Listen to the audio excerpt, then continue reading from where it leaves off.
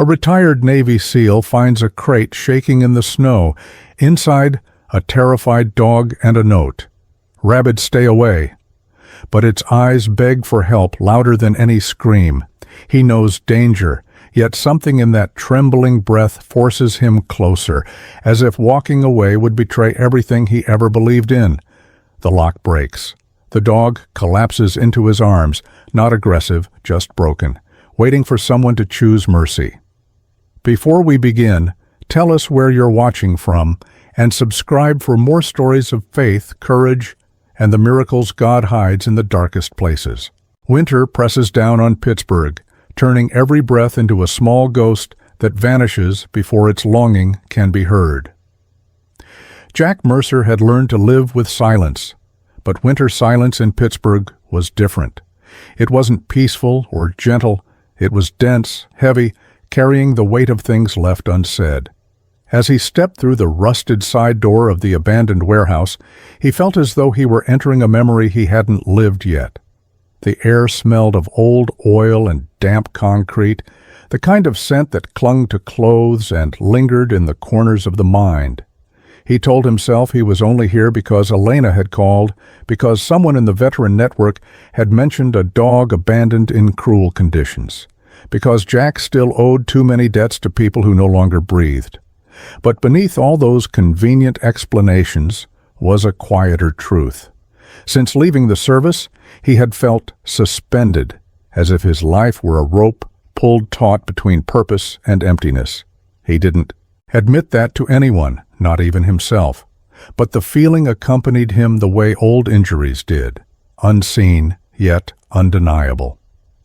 He closed the door behind him and adjusted to the dim light slanting through broken windows. Every step echoed faintly, and each echo reminded him of marching boots and desert winds from another lifetime. Jack scanned the warehouse, expecting nothing more than forgotten machinery and dust, until his gaze landed on a heavy metal cage pushed against the far wall. It wasn't the cage itself that stopped him. It was the faint, uneven breathing coming from within, a sound so quiet it felt like it was fighting for the right to exist. Jack approached slowly, instinct guiding his steps the way muscle memory guides a soldier through a clearing without thinking. He didn't need to see the creature inside before he sensed the shape of its suffering. When he reached the front of the crate, he saw a note pinned to the bars. "Rabid, do not approach, will bite." The handwriting looked rushed, uneven, as if the writer had been hurrying away from something rather than warning others. Jack crouched, ignoring the way his knees complained. He knew dogs with rabies didn't breathe like that. Rabid breathing was frantic, erratic. This breathing was low and exhausted, as though the creature had long passed the point of struggle and had settled into a weary acceptance. He whispered, "You're not rabid," without fully realizing he had spoken aloud. The dog inside lifted its head just enough for their eyes to meet. There was no madness in that gaze, no wild aggression. There was something deeper, older, a guarded stillness that Jack recognized instantly. He had seen that same look in the mirror after deployments, in hospital beds where soldiers whispered about the ones they couldn't save, in photographs of men who returned home but never fully arrived. Jack felt the familiar tightening in his chest, the dull ache of memories surfacing, and for a moment he simply breathed, letting the air move through him instead of around him. He didn't reach toward the dog. He knew better. Some beings required space before they could accept company. The dog's gaze flickered, not like fire, but like a dying ember refusing to go dark. Jack didn't need more evidence. The note might as well have read, "Broken. Handle with care." Footsteps approached behind him. He didn't turn until Elena Russo stopped at his side, breathlessly apologizing for the delay. She carried a ring of keys and a folder thin enough to signal neglect, but her presence felt grounded, steady. Jack nodded slightly in greeting. He didn't need many words with Elena. She was one of the few who understood that silence could communicate trust more clearly than speech. She said animals had been abandoned here before, But this one was different. People whispered, avoided, crossed streets to stay away. Rumors, she called them. But her eyes hinted she believed there was more beneath the surface. Jack took the file she offered, though he barely skimmed it. Reports of supposed aggression, unverifiable complaints, no details, nothing substantial, yet enough to justify fear to those who wanted a reason not to care. Jack closed the file and handed it back. Rumors didn't interest him. Reality did. He asked who brought the dog here, and Elena hesitated before saying someone saw a man in an expensive coat drop the crate off late at night, someone who didn't look back. Jack's stomach tightened, not in recognition, but in instinct. There was always someone like that, someone who could walk away without understanding what it cost, the one left behind. Elena asked if he thought it was safe to open the cage. Jack studied the still shape within. The dog wasn't bracing to attack, it was bracing to survive. "Not yet," he finally said. "First it needs to know someone's staying." He dragged an old chair from the corner and placed it beside the crate, then sat. Elena watched with something between confusion and respect. Jack didn't explain himself further.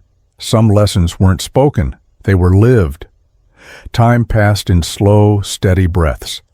The warehouse was cold, but Jack barely noticed. His presence was not meant to comfort the dog, but to offer something subtler, consistency. He stayed until the light outside dimmed into evening, until frost began forming along the window glass, until the dog shifted just slightly, adjusting its posture in a way that wasn't trust, but wasn't fear either.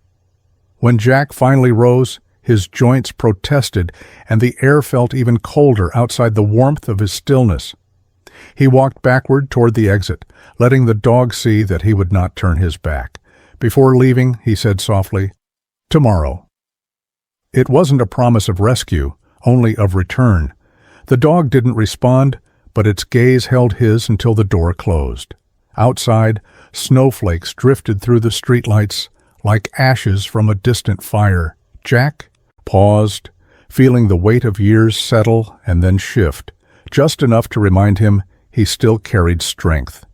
He whispered into the winter air, "We're not finished," and for the first time in a long while, hope felt like something that might stay. Morning light filters weakly through overcast skies as winter presses the city into another day of cautious silence. Jack Mercer arrived earlier than planned, as if the night had pushed him forward rather than let him rest.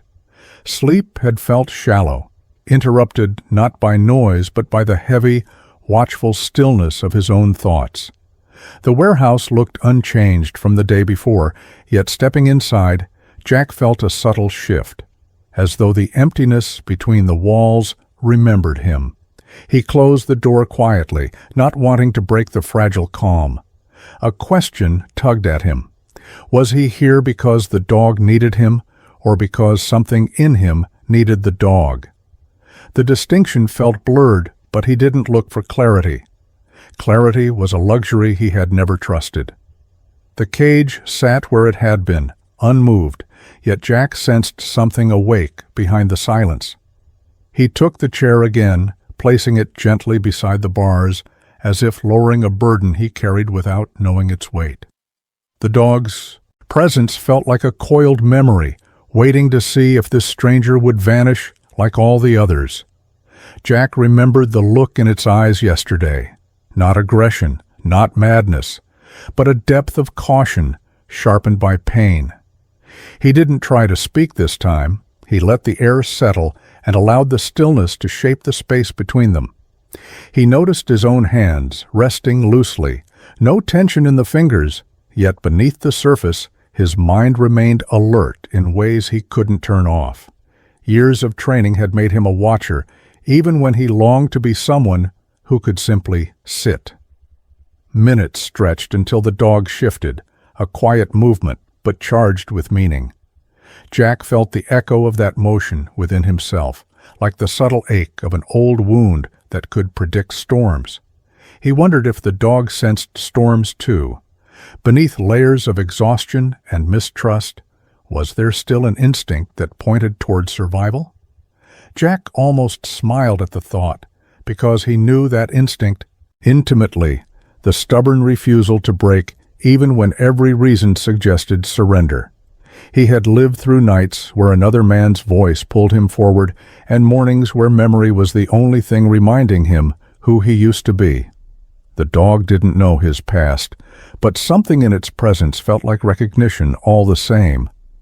Footsteps announced Elena Russo again, and her soft greeting seemed afraid to disturb the moment forming between man and animal. She didn't ask questions right away. She watched Jack the way someone watches a fragile bridge being tested, waiting to see if it will hold or collapse.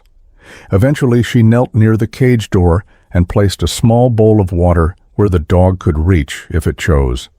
The dog didn't move toward it, but Jack could sense hesitation, calculation, old instincts pushing against new possibilities. Elena spoke quietly, only a few words, as if explaining she had brought someone who might help. At first Jack did not understand, but then a second pair of footsteps entered, lighter and more hurried. A young veterinary assistant named Marcus appeared behind Elena, introduced only in passing as someone who wanted to check the dog's condition from a distance. Jack nodded once, though inside he felt an unease. New presences meant new variables, and the dog had barely accepted his own. Marcus asked if the animal had shown aggression.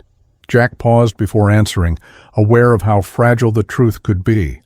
He said no, but his voice carried the weight of "not yet," a phrase he did not speak aloud. Marcus withdrew after taking notes, satisfied enough to return later with supplies should progress be made. Jack sensed Elena's relief that no pressure had been placed on opening the cage. No one rushed him. No one rushed the dog. Time was a resource neither of them trusted, but both desperately needed. When they were alone again, Jack watched the dog breathe, slow and guarded. He wondered how long it had been since the creature felt anything resembling safety. He wondered the same about himself. Years ago he could walk into chaos and feel steady, but now ordinary moments left him searching for solid ground. The warehouse felt colder than outside, yet within that cold there was a warmth forming at the edge of awareness, something shaped like patience. Jack realized the dog wasn't only adjusting to him, he was adjusting to the dog, allowing its presence to pull him back to truths he thought he had buried. Responsibility, loyalty, the need to protect, he had tried to silence those instincts, but they stirred now like embers catching breath. He felt no urgency to act, only the pull to remain. Eventually, Elena excused herself to make phone calls, leaving Jack alone again. The silence seemed to expand, but in that expansion, something shifted. The dog lifted its head only slightly, yet enough to let Jack see the change. Curiosity flickered where resignation once lived. Jack felt his heart tighten, not painfully, but sharply, like the first breath after holding it too long. He lowered his gaze slightly, giving the dog the choice to look or not. Choice mattered. He knew how easily it could be stolen. The dog's breathing grew steadier. Jack found himself remembering a day overseas when he had once sat beside a fellow soldier who refused to speak for weeks after losing someone he loved. Jack hadn't talked then either. He had simply stayed. Presence was its own language. Now, sitting beside the cage, Jack felt that lesson returning, reshaping itself through this silent bond forming without agreement or promise. He stayed because leaving would have felt like abandoning himself too. Jack eventually stood, slower than the day before, not wanting to break what little ground had been gained. He did not turn his back until he reached the doorway, and as he stepped into the winter air, he sensed something following, not physically but in the way memory follows purpose. The dog hadn't moved toward him, yet Jack felt as though a thread now connected them, thin but strong enough to guide him back. He closed the door gently and let the cold settle into his lungs, feeling more awake than he had in months. As he walked toward his truck, Jack noticed a car parked across the street, engine off, windows fogged from inside. He slowed, instincts tightening, like a hand closing around a memory. The silhouette in the driver's seat did not move. Jack did not stare long enough to reveal interest. He continued walking, as if unaware, but his pulse sharpened, his mind bracing in quiet readiness. There were many reasons a stranger might be parked on an empty winter street at this hour. Only one of those reasons interested Jack, and none of them felt harmless. He opened the truck door, paused, and glanced once at the warehouse behind him before looking back toward the silent car. The figure inside remained still, too still, as though waiting. Jack drove away slowly, not wanting to suggest retreat, yet feeling the unmistakable weight of something shifting beneath the surface of an already troubled winter. Something had begun, and now others were watching. Snow flurries drift across Philadelphia as courthouse steps echo with impatient footsteps and held breath. Jack Mercer had never expected to walk into a courtroom again after leaving the military, yet now he crossed the stone threshold with a weight heavier than any gear he once carried. He had driven Atlas to a temporary holding facility early that morning under strict orders, and the moment he stepped away from the kennel door, something inside him hollowed. Atlas didn't bark or whine, but Jack felt the tremor of doubt in himself, a guilt that whispered he was abandoning a soldier to face judgment while he stood powerless outside. The courthouse interior felt warmer than the winter outside, yet Jack couldn't shake the chill of anticipation. Elena walked beside him, quiet and focused, carrying a folder of medical notes and photographs that Marcus had helped assemble. Jack wondered whether the documents could speak loudly enough for Atlas when the dog himself could not. Their attorney, a reserved man named Harris with sharp eyes and few words, greeted them with a nod. Harris had once represented veterans in disputes involving pensions and medical appeals. Now he handled a case that felt stranger than any he had known, and though he never said so, Jack sensed he wasn't prepared for how emotional the proceedings might become. Still, Harris was diligent, thorough, and unshaken by pressure, traits Jack respected because they reminded him of officers who understood responsibility down to the bone. The courtroom benches were filled with spectators, many drawn by rumor, some by compassion, others by morbid curiosity. The opposing attorney arrived shortly after, a polished figure named Sterling whose calm tone masked sharp intent. Sterling represented the dog's former owner, a businessman named Julian Vane, who sat with hands folded, expression controlled, eyes fixed ahead, as though bored by the process of reclaiming property he believed still belonged to him. Jack studied Vane briefly, sensing a coldness beneath the surface, a confidence that came not from righteousness, but from expectation of winning. When the judge entered, the courtroom shifted into disciplined silence, a silence that reminded Jack of operational briefings before missions where men learned who would lead and who would be led. The proceedings began. Harris presented documentation, photographs of Atlas's injuries, medical statements describing long-term trauma. Elena spoke briefly about Atlas's behavior when first rescued, describing fear responses rather than aggression. Marcus testified through written statements, noting the physical evidence of sustained harm. The material seemed strong, yet Jack felt the room hesitate, unconvinced, waiting for something undeniable. Then Sterling stood, calm as winter steel, and argued that no proof connected the injuries directly to Vane. He claimed Atlas had a history no one fully understood, suggested the dog was dangerous, not because of mistreatment, but because of inherent instability. Jack felt anger rise in him, like an old instinct, but he kept his jaw locked. He had learned long ago that controlled silence carried more strength than impulsive words. The judge listened closely, her gaze unreadable. Finally, she ordered Atlas to be presented to evaluate behavior and temperament firsthand. Jack's pulse quickened. He wanted more time. Atlas needed more time, but the order had been given. Court attendants escorted Atlas into the room. The dog hesitated at the doorway, muscles tense, eyes darting, as if sensing memories clawing at him from the walls. Jack resisted the urge to step forward. He waited, breath shallow.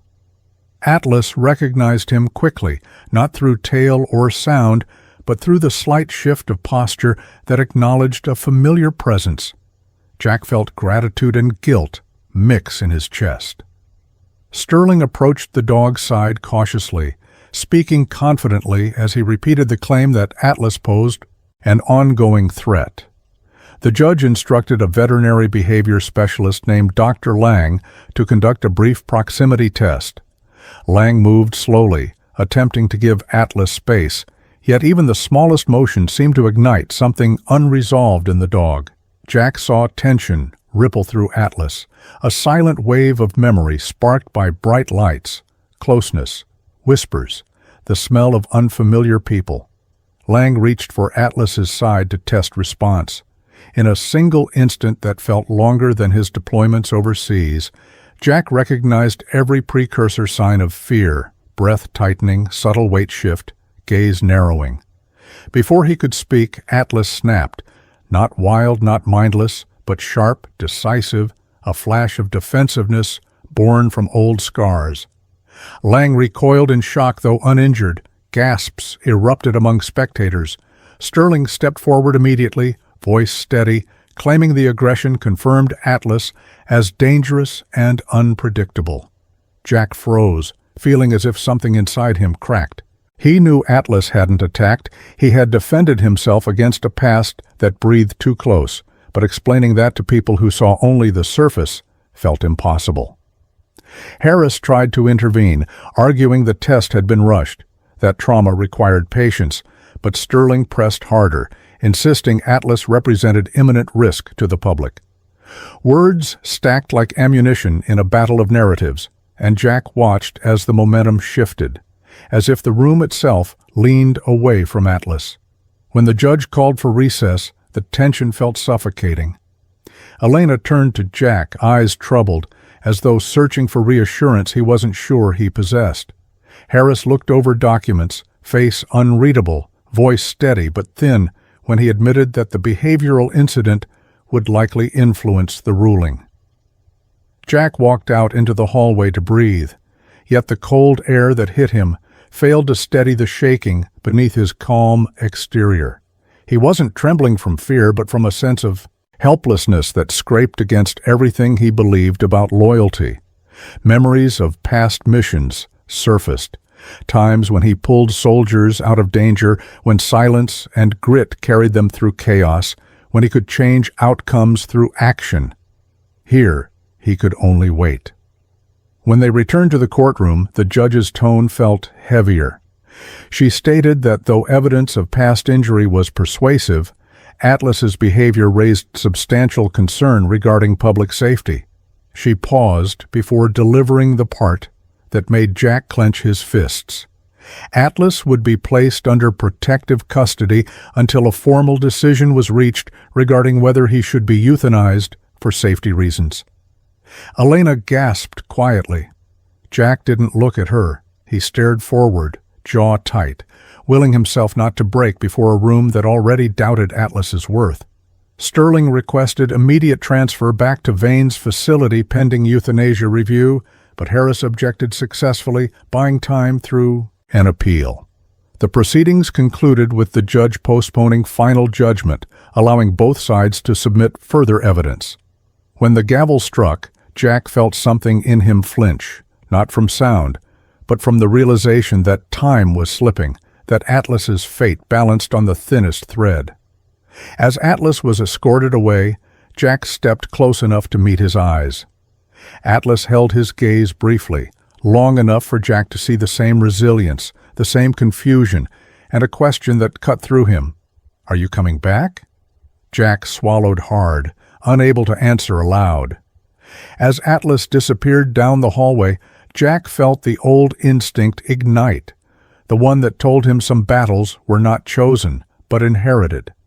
Outside, snow continued falling, yet beneath its quiet descent, Jack sensed something shifting in the shadows beyond the courthouse steps, a presence watching, waiting for weakness, waiting for the chance to strike where it hurt most. Gray midday light settles over Philadelphia as winter presses every sound into a hush that feels like warning rather than peace. Jack Mercer entered the temporary holding facility with a heaviness that seemed to drag at his steps, as though each footfall measured the distance between hope and resignation. He had barely slept since the hearing. Between the lines of the judge's ruling, he felt a ticking clock, not measured in hours, but in chances. The staff greeted him with polite caution, reminding him of the strict safety protocols. Their tone was formal, practiced, detached.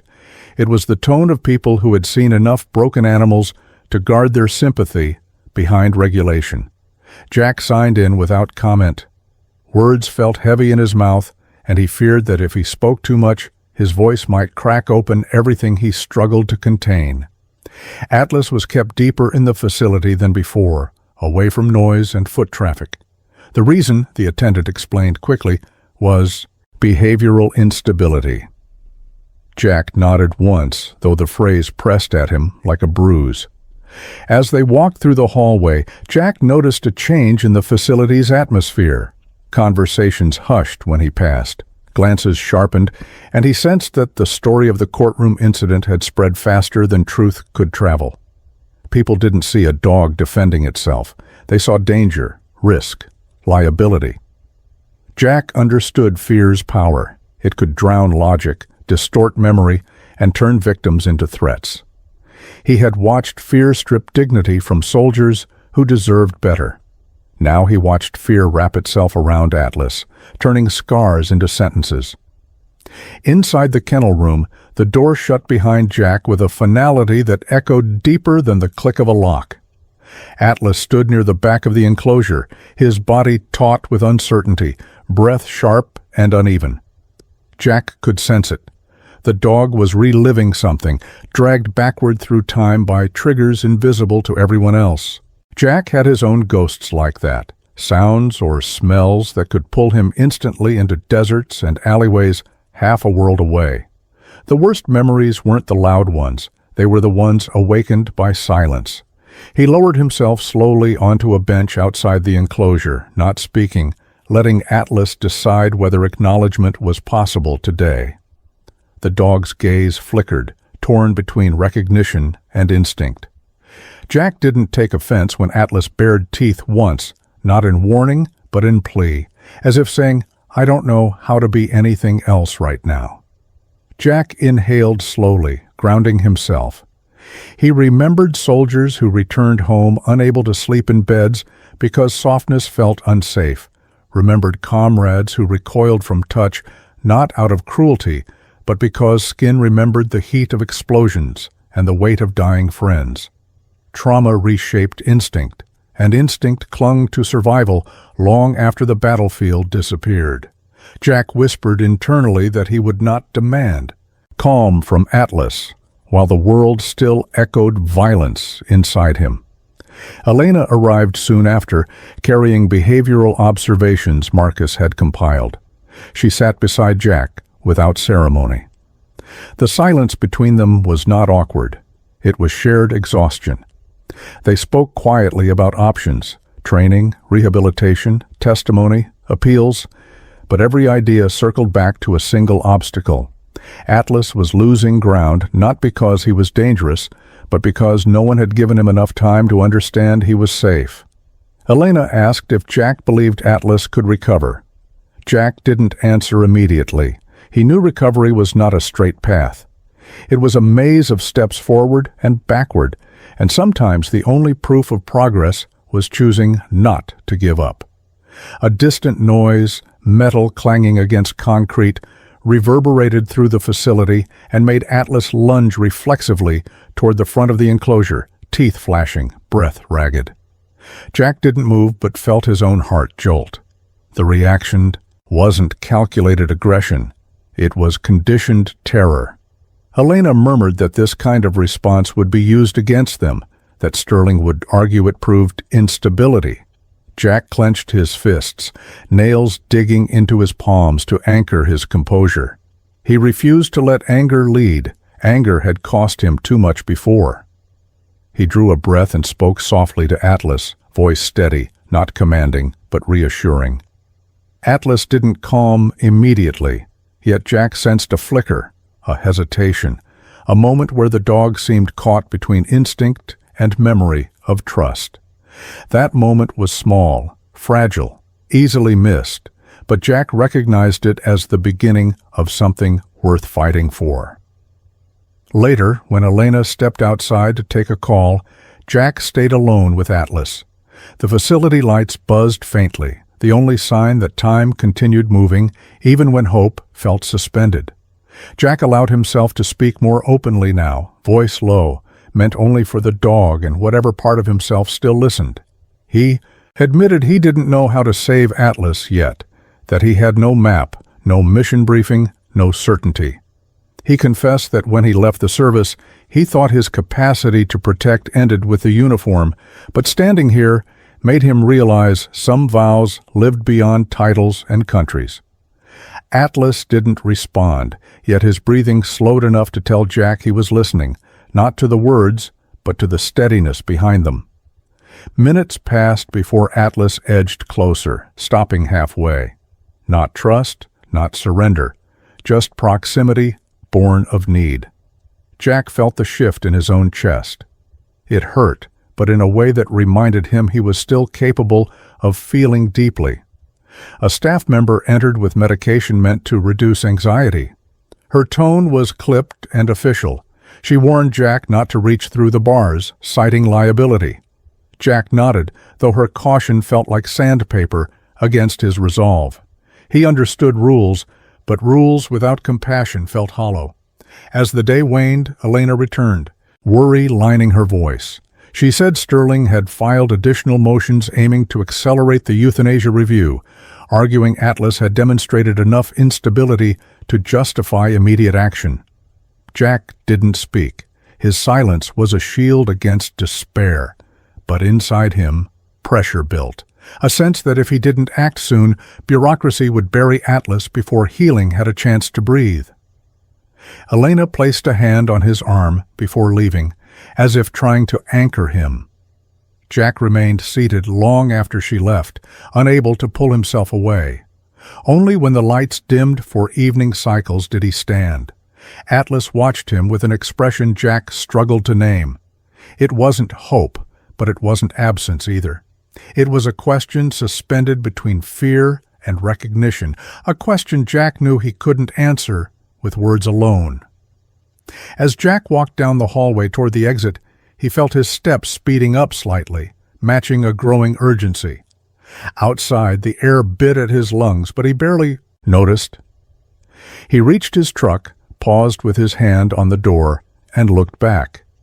In the fading light, he noticed a small object wedged under his windshield wiper, a folded note, tucked purposefully so wind wouldn't claim it. Jack pulled it free, unfolded the paper, and felt his pulse tighten as he read the first line addressing him by name. Whoever left the message wasn't guessing, wasn't curious. They knew who he was and why he was here. And beneath the brief warning written in sharp, deliberate letters, Jack sensed something unmistakable. The past was moving closer. He refolded the note slowly, eyes narrowing as he looked toward a line of cars across the street where tinted windows revealed nothing. The facility door clanged shut behind him. Somewhere inside, Atlas waited between instinct and exhaustion. Somewhere outside, someone watched, waiting for the moment Jack would falter. Winter wind threads through the alleys of Philadelphia, carrying the distant clatter of traffic, while the city braces for another day of unspoken tension. Jack Mercer returned to the holding facility with a steadiness that felt forced, as though every step was chosen to keep his thoughts from splintering apart. The folded note he had found the day before remained in his jacket pocket, edges softened from being handled too many times, yet he still hadn't shown it to Elena or Harris. The message felt personal, or perhaps the silence that hovered behind it did. Jack walked through the lobby, past guards who eyed him with the detached caution of people who believed their warnings mattered more than compassion. He signed in, his handwriting tight, as if any attempt to relax would let frustration spill through the ink. He hadn't figured out how to save Atlas yet, and the weight of not knowing settled like ice on his ribs. The hallway leading to the kennels felt narrower than before. He had memorized every crack in the tiles, every scuff mark, every flicker of the overhead lights. Repetition usually soothed him, but today the repetition made him restless. The closer he came to Atlas's enclosure, the more he wondered whether the dog recognized his footsteps or whether fear still spoke louder than memory.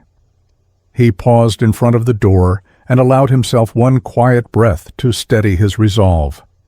He didn't want Atlas to sense his turmoil. Dogs always sensed more than people believed. Inside the kennel room, Atlas stood alert, posture stiff, eyes focused not on Jack at first, but on the faint sounds echoing from distant wings of the facility. Jack sensed the dog's instincts firing, as though every noise carried the possibility of danger. He sat on the same bench as before, not speaking, not reaching, and waited for Atlas to acknowledge him. The dog turned his head slowly, gaze sharp with caution, yet Jack saw something new beneath the vigilance, a thin thread of recognition, as though Atlas remembered not safety, but endurance shared in silence. Jack felt something unclench in his chest.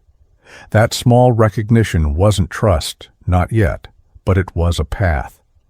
Elena arrived moments later with a controlled urgency in her voice. She had obtained partial access to the facility's outdoor yard for short rehabilitation periods, but only under supervision and only if Atlas remained leashed and muzzled. Jack hated the idea of restraints, yet he understood the necessity. He had worn restraints of his own in different forms. He followed Elena and a staff handler named Vaughn toward the yard, staying close enough for Atlas to sense his presence, but not close enough to crowd him. Vaughn handled the equipment with practiced efficiency, securing the muzzle and leash with a steady hand. He explained in short sentences that recent incidents had made the staff wary, though his tone lacked judgment. Jack appreciated that restraint more than he said. The yard was enclosed by high fencing and lined with dormant grass flattened by winter frost. The cold air stung Jack's lungs, but it felt cleaner than the recycled air inside the facility. Atlas hesitated at the threshold, muscles tense, eyes scanning the perimeter like a soldier walking back into a battlefield he never fully left. Jack stood at an angle, not facing Atlas directly, giving space while remaining present. Vaughn released some slack on the leash, and Atlas moved with careful steps, sniffing at the frozen ground, gathering information through instinct rather than curiosity. Jack watched every motion, not to analyze behavior, but to understand how trauma reshaped movement. Atlas was hyper-aware of everything, reacting not to threats but to the memory of threats. Minutes passed without incident until the gate behind them clanged shut. The sound was nothing more than metal hitting metal, but for Atlas it was a key turning in the lock of old terror. The dog lurched forward in a sudden burst of raw fear, straining against the leash not to attack, but to escape. Vaughn gripped the lead tightly, bracing himself, but Atlas thrashed once, twice, breath ripping through the muzzle. Jack stayed still, resisting the impulse to intervene physically. If he rushed in, he risked making Atlas feel cornered. Instead, he lowered his voice and called Atlas by name, not the name pinned to legal documents, but the name he had whispered quietly during their long hours of silent company. Atlas. The dog froze mid-struggle, chest heaving, breath sharp and uneven. He turned his head just enough for Jack to see the conflict behind his eyes. Instinct demanded flight. Memory recognized something else. Jack took one slow step closer, Vaughn remained still, understanding without words that his role now was not control, but patience. Jack spoke again, saying less this time, letting tone carry meaning. Atlas's posture shifted, tension flowing out of him in increments so small most people would have missed them, but Jack tracked each change with the focus of someone who knew the cost of misreading signals. The moment might have settled into fragile calm if not for a sudden shout from the neighboring yard, a staff member calling out to someone else, nothing hostile, nothing directed at Atlas, yet the sound sliced through the air like a command from another life. Atlas tensed, but instead of thrashing, he pivoted, positioning himself between Jack and the noise, stance widening, muscles taut. Jack's breath caught, not because of fear, but because of recognition. This was not aggression. This was protection. Atlas was not hiding behind instinct. He was stepping forward. Elena whispered, barely audible, "He's guarding you." Jack didn't answer. He couldn't. The understanding lodged in his throat felt too heavy for speech. Vaughn eased tension on the leash without letting go, giving Atlas a fraction of freedom while maintaining safety. Atlas remained in front of Jack, gaze locked on the yard that had returned silence. Jack placed his hand over his sternum, not out of habit, but because he felt something there he hadn't felt in years, the certainty that instinct could still guide him somewhere worth going. The moment held until Atlas finally relaxed enough to shift his weight back onto all fours evenly. Jack exhaled quietly. Vaughn nodded in acknowledgement of what he had witnessed, and Elena wiped at her eyes discreetly. Jack didn't need to ask whether this demonstration could help their case. He already knew it was something Harris needed to see, but proof was not enough. Atlas needed time, and time was slipping. As they prepared to return Atlas to the kennel wing, Elena received a message on her phone. She read it once, then twice, face tightening. She showed Jack the screen. Harris had secured a brief extension before the next hearing, but Sterling was pushing harder, arguing that Atlas's protective display could be interpreted as hostility. Jack felt frustration twist inside him, not because Sterling was wrong legally, but because the law cared more about risk than context. Jack knew he would have to find a way to frame protection as hope, not threat. They returned Atlas to the enclosure. Jack lingered longer than necessary, resisting the urge to make promises he wasn't yet sure he could keep. Before leaving, he felt for the folded note still in his pocket. The message hadn't changed, but its meaning shifted now that Atlas had shown instinct shaped not by violence, but by loyalty, waiting to surface. Jack sensed that someone else already understood this, and that whoever had left the note might not want Atlas saved. When Jack stepped outside, cold wind cut across his face, sharpening his thoughts.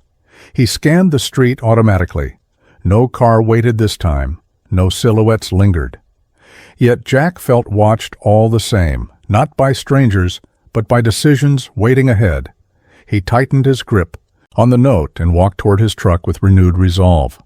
Atlas wasn't just reacting anymore. He was choosing. Clouds settle low over Philadelphia as winter wind threads through courthouse columns, turning every echo into a quiet warning. Jack Mercer stood at the courthouse entrance with a steadiness that felt borrowed rather than earned. The extension Harris secured had given them little time, and the days since the yard incident had been consumed by preparation that never felt like enough.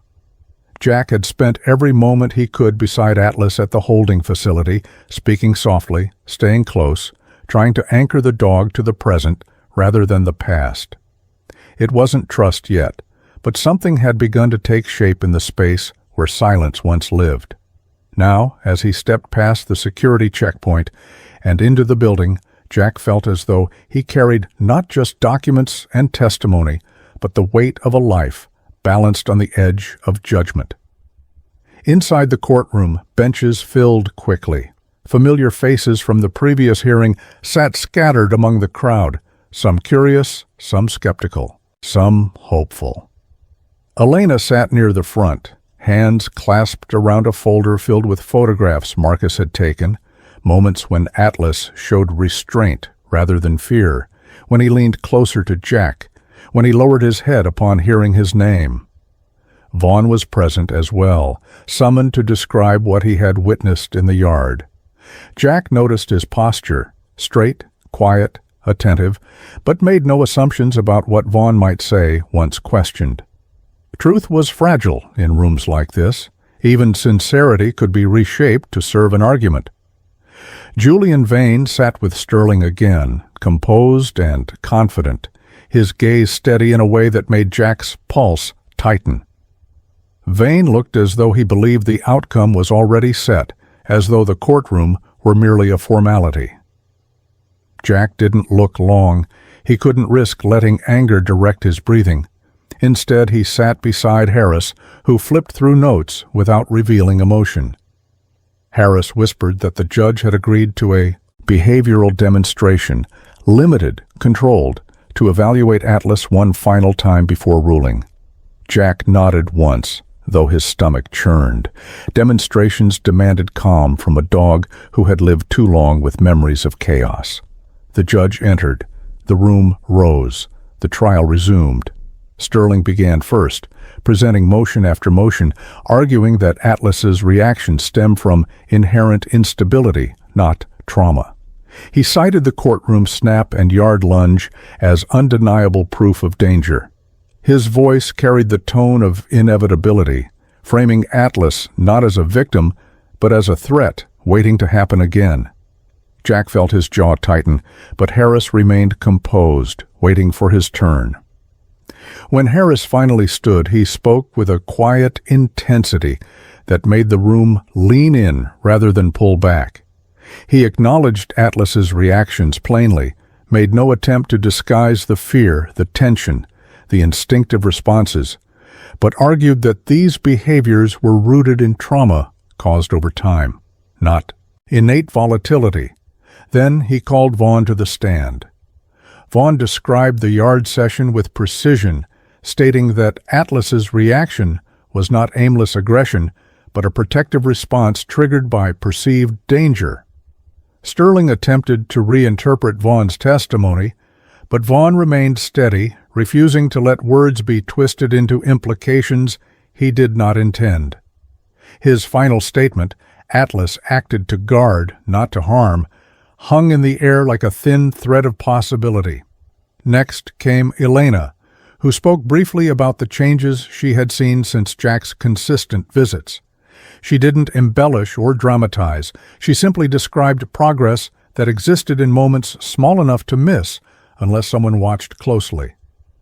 Harris rested, then nodded to the bailiff. The behavioral specialist, Dr. Lang, entered again, hesitation lingering in the way she held her notes.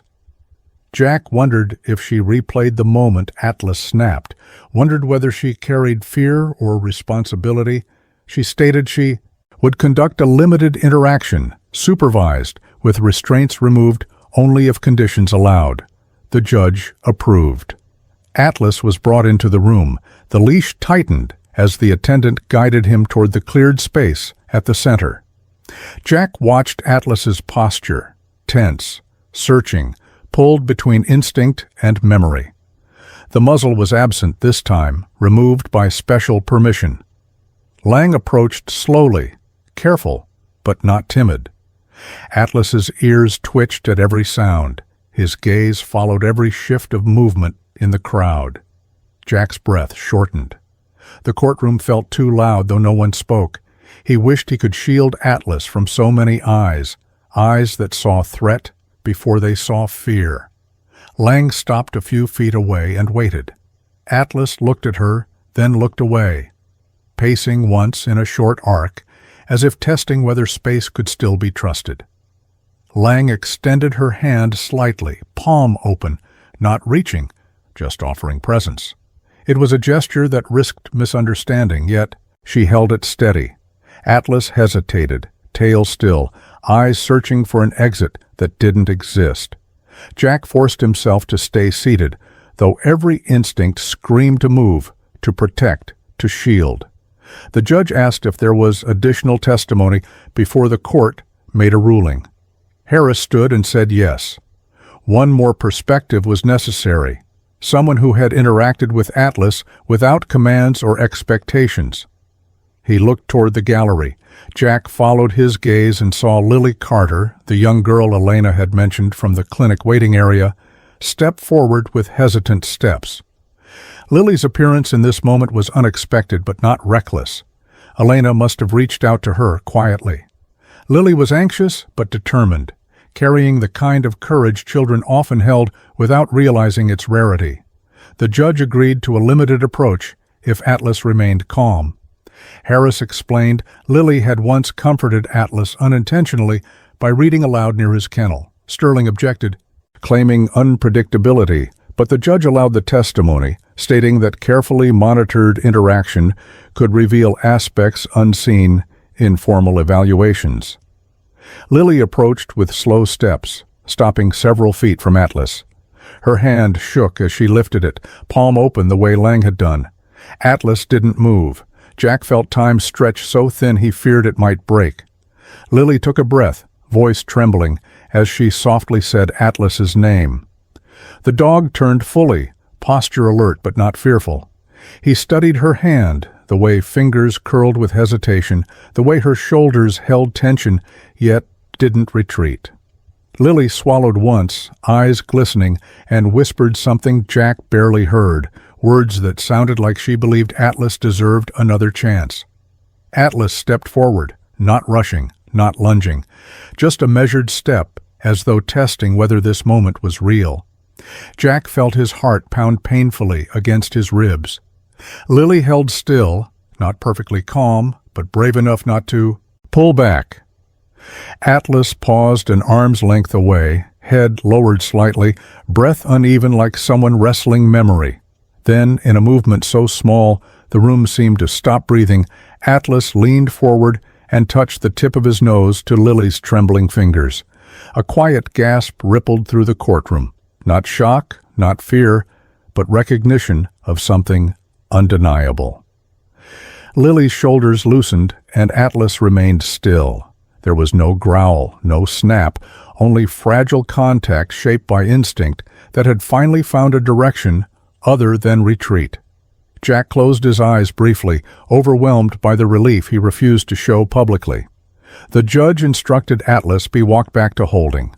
As the attendant guided him out, Atlas glanced once over his shoulder, not at Lily, not at Lang, but at Jack. That single look felt like the first breath of spring cutting through winter air. When the door shut behind Atlas, the judge cleared her throat and stated she would deliver a ruling the following morning after reviewing final arguments. Sterling looked dissatisfied but composed. Harris sat heavily, breath leaving him in a slow exhale. Elena squeezed Jack's arm, whispering that this moment might be enough. Jack nodded, but didn't trust hope yet. Hope was a weight he wasn't ready to carry. As people gathered their things, Jack felt the folded note in his pocket again. He hadn't removed it, hadn't shared it, hadn't confronted what it implied. But now, after Atlas's gesture toward Lily, Jack sensed the battle ahead might stretch beyond the courtroom walls. He stepped outside into the cold and saw fresh tire tracks across the street, tracks that hadn't been there earlier, which told him the watcher had returned, seen the demonstration, and left before he arrived. Jack's breath fogged in the winter air, but his resolve sharpened. The verdict wasn't in yet, but something was coming, and he knew Atlas wasn't the only one being judged. Winter sunlight struggles through courthouse windows as the city waits beneath a thin crust of ice and muted expectation. Jack Mercer sat in the courtroom before the ruling, feeling the world narrow into the space between breaths. Harris reviewed his notes in silence beside him, though Jack doubted any final adjustment could shift what was already held in motion. Elena sat behind them, hands clasped tight, as though holding herself steady meant holding Atlas steady too. Vaughn and Marcus arrived quietly, their presence not required, but perhaps necessary to themselves.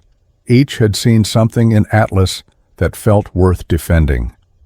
Sterling and Julian Vane entered without hesitation, confident in their claim and the momentum created by fear. The judge took her seat, and the room settled. No one spoke, no whispers drifted. Even the winter wind outside seemed to halt.